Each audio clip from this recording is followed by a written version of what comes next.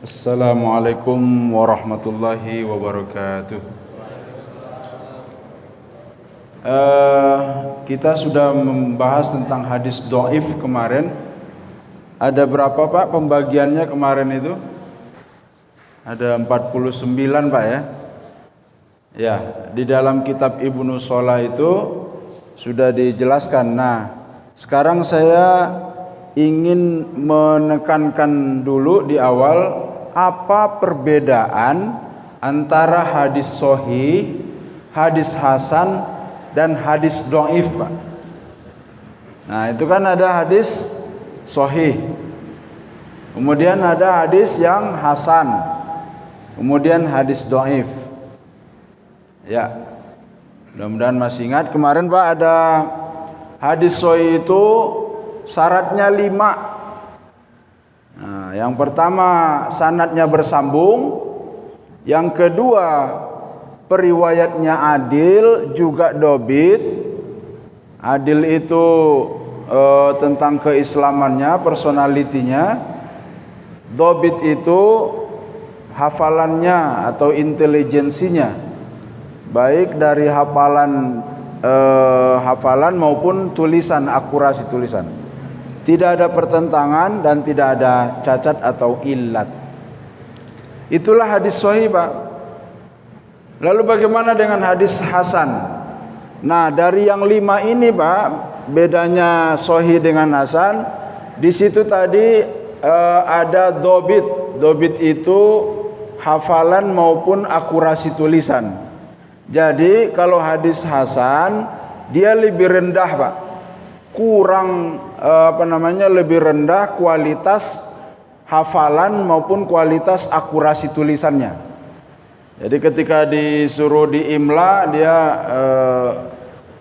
dia tidak seakurat yang lain. Jadi kalau kayak Imam Bukhari itu Pak, dia ada 3 level lagi di atas hadis hasan dia itu. Kalau hadis hasan hafalannya hanya soduk. Tapi kalau Imam Bukhari itu Amirul Mukminin fil hadis. Kalau Amirul Mukminin fil hadis Pak, Imam Bukhari itu hafal hadisnya itu ratusan ribu. Walaupun yang ditulis di Bukharinya hanya ya 5.000 sekian saja.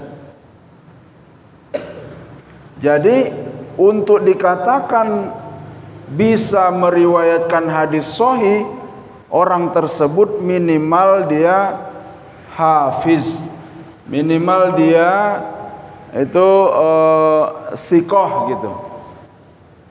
Nah, kalau hadis hasan di bawah itu, di bawah itu.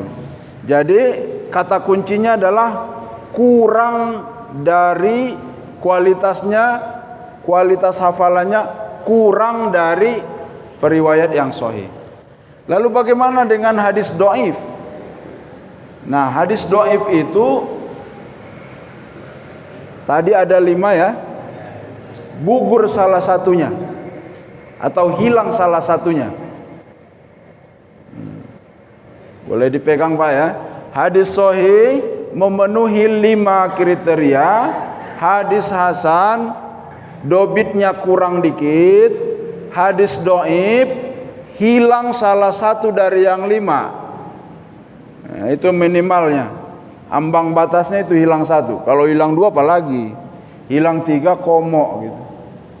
Hilang semua ya palsu. Gitu. Jadi sudah bisa dibedakan ya, Pak? Lalu kenapa penting sebetulnya ini hadis itu harus sahih? Apa pentingnya gitu? Pentingnya adalah hadis itu kan perkataan Rasulullah yang semua orang di dunia ini yang terutama umat Islam itu meyakininya.